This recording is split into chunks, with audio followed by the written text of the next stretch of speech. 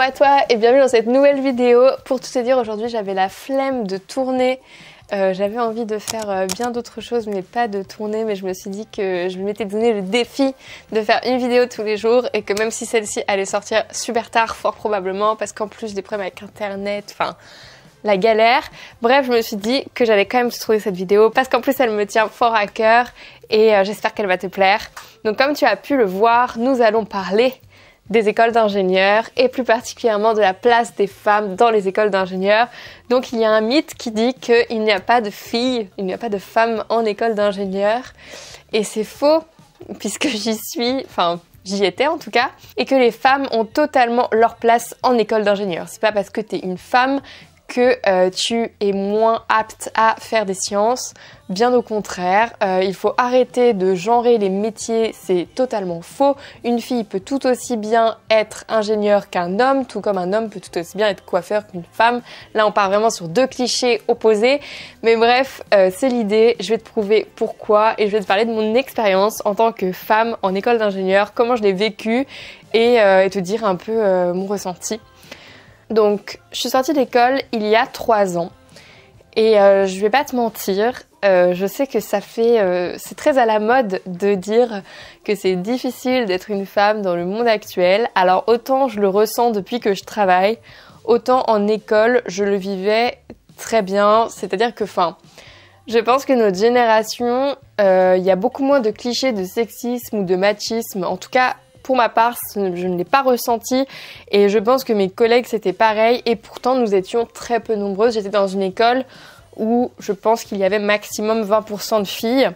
Mais vraiment, je vais pas te mentir, ça ne m'a pas choquée. Alors je pourrais te raconter n'importe quoi pour faire le buzz, comme quoi c'était vraiment trop difficile, que tous les soirs j'avais envie de me pendre dans ma chambre, mais c'est faux. Honnêtement, j'étais même très contente, j'avais plein d'amis, que ce soit filles ou garçons, je m'entendais bien avec tout le monde. Et à aucun moment, même les profs, personne ne m'a fait ressentir que parce que j'étais une femme, j'étais pas à ma place. Non, vraiment aucun problème. Moi, je pense que le problème, il est arrivé quand j'ai commencé à travailler. Parce que, en fait, quand t'es une jeune femme, je ne sais pas si c'est valable pour les jeunes hommes, j'aurais tendance à penser que beaucoup moins, mais quand t'es une jeune femme, t'as beaucoup plus de mal à te faire respecter des personnes un peu plus âgées, particulièrement des hommes. Je ne veux pas viser ces hommes-là, mais c'est vrai que les hommes de 50-60 ans ont beaucoup plus de difficultés à concevoir qu'une femme puisse avoir un métier tel qu'ingénieur. Donc si tu es une jeune femme et que tu as peur ou que tu n'oses pas te lancer dans des études d'ingénieur sous prétexte que tu penses que tu vas être victime de sexisme, franchement lance-toi. Je pense que ta génération n'est pas la même que celle qu'on précédait et qu'on est un peu plus ouvert d'esprit là-dessus, qu'en tout cas de plus en plus c'est normal et qu'il n'y a même plus de questions à se poser sur le fait que le sexe puisse justement déterminer un métier.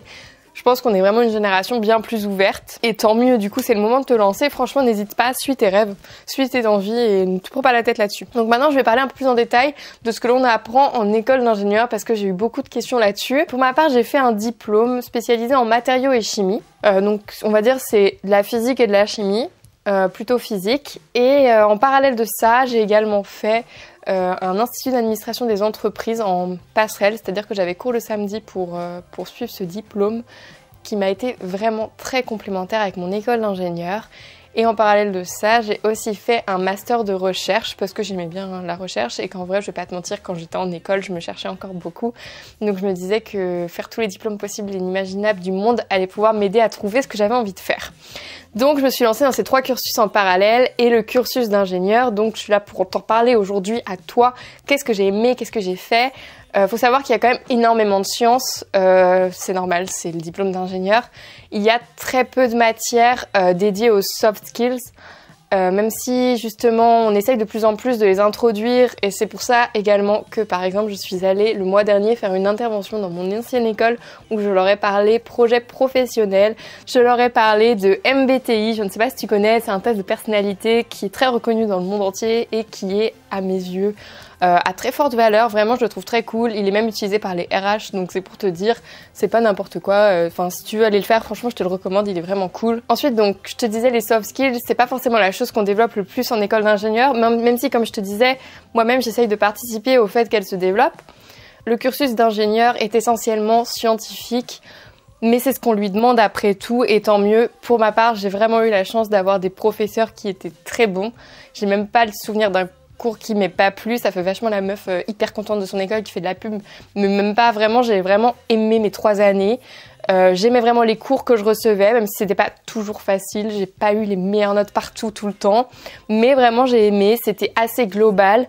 C'était déjà une école qui, à mes yeux, était en avance par rapport à son temps, dans le sens où, par exemple, j'ai énormément appris de choses sur les énergies renouvelables, et c'est ce qui m'a donné un peu l'espoir de pouvoir travailler là-dedans. Alors qu'en vrai, du coup, j'ai fini dans le nucléaire parce que, par contre, les métiers en France n'évoluent pas au même rythme, surtout dans le domaine de l'énergie. Mais du coup, sache que mon école, je l'ai super bien vécue, et j'ai surtout appris donc des matières scientifiques, et que ça m'a donné un bagage général dans tout. Mais finalement, tu sauras peut-être si tu as déjà regardé mes vidéos que ça fait un an et demi, que maintenant je fais de l'informatique, matière que j'ai pas forcément apprise à l'école. Donc comment c'est arrivé? Eh bien sache que l'école d'ingénieur va t'apprendre une chose qui va énormément t'aider tout au long de ta vie. C'est que l'école d'ingénieur, ça m'a réellement permis d'apprendre à apprendre. Alors ça paraît hyper dérisoire comme compétence, mais en fait, c'est hyper central. C'est la chose la plus importante que j'ai apprise. L'école d'ingénieur te demande d'apprendre des choses dans des domaines tellement variés qu'en fait, ça te donne une capacité à t'adapter tout au long de ta vie et à continuer à te former tout au long de ta vie.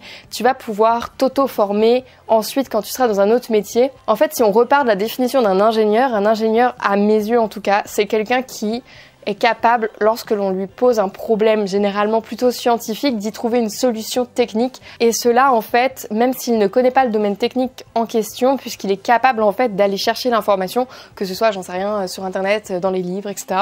Pour moi, c'est ça un ingénieur. C'est quelqu'un qui, en fait, il a appris à faire ça à l'école parce que c'est la réalité. On nous donne des cours et puis les examens, c'est des problèmes. Et du coup, on a appris notre cours et du coup, on sait résoudre le problème. Voilà, pour faire un gros résumé. Mais du coup, en fait, une fois en entreprise, c'est exactement la même chose, sauf qu'on va se mettre à travailler pas forcément sur les domaines qu'on a appris justement à l'origine. Et je vais pas te mentir, à part dans mon premier métier où du coup, je travaillais dans le nucléaire, j'avais eu des compétences en génie nucléaire, c'est-à-dire que j'avais eu un cours sur les centrales nucléaires, mais je vais pas te mentir, j'ai eu un cours de 15 heures. C'était pas la chose qui m'avait le plus marqué durant mon cursus dans mon ancienne école. Par contre, mes compétences d'auto-apprentissage m'ont énormément servi parce que j'ai pu apprendre comment on faisait des calculs mécaniques sur des centrales nucléaires, chose que je n'avais pas apprise à l'école. Pourquoi? Parce que c'est tellement spécifique que l'école ne peut pas se permettre de faire apprendre ça, alors que toute la promo ne va pas finir justement mécanicienne pour les centrales nucléaires, enfin ingénieur en mécanique pour les centrales nucléaires. Donc dans l'idée, l'école d'ingénieur, ça te permet vraiment d'apprendre à apprendre et c'est vraiment le plus important. Il faut que tu gardes ça en tête. Si tu veux un cursus qui va justement te donner des bases scientifiques pour pouvoir travailler dans à peu près n'importe quel domaine scientifique, ça va te donner de l'ingéniosité, de la logique, une façon de réfléchir, une mécanique de réflexion qui va justement t'aider pour ton avenir si tu veux t'orienter vers soit de la recherche, soit un job d'ingénieur en entreprise, soit même dans l'entrepreneuriat. Je vais pas te mentir, aujourd'hui dans l'entrepreneuriat, être ingénieur m'aide énormément parce que quand j'ai un problème technique, c'est-à-dire à peu près tous les jours, je suis capable d'y apporter une solution en faisant les recherches adéquates. Donc le problème à mes yeux aujourd'hui, c'est qu'énormément d'écoles d'ingénieurs, avec des guillemets justement, apparaissent en France et qui ne sont pas forcément certifiées par la CTI, la commission des titres d'ingénieur.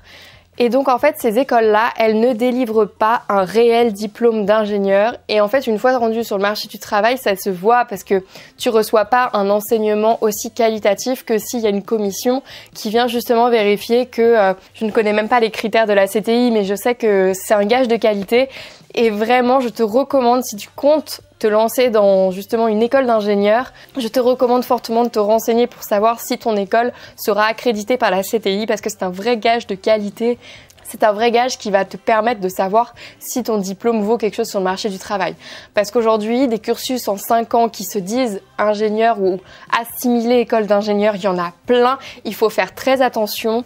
Ce sont des écoles qui forment à des jobs plutôt proches de celui d'un technicien, c'est-à-dire que tu ne vas pas être amené forcément à résoudre des problèmes, tu vas plutôt être amené à exécuter.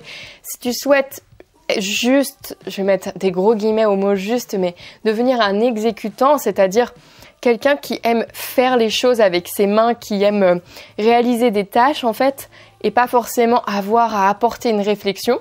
En fait, il existe des diplômes en 2 ans, qui sont les DUT, qui peuvent ensuite mener à une école d'ingénieur si tu souhaites poursuivre suite à un IUT qui te donne le DUT du coup.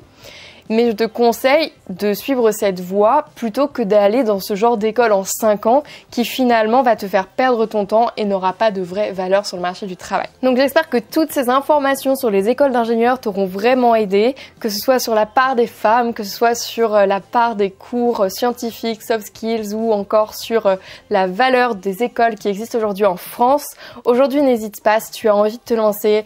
Vraiment, je vais pas te mentir, le cursus ingénieur, c'est un cursus qui vaut le coup d'être vécu. J'y garde des super souvenirs et j'y ai appris énormément de choses.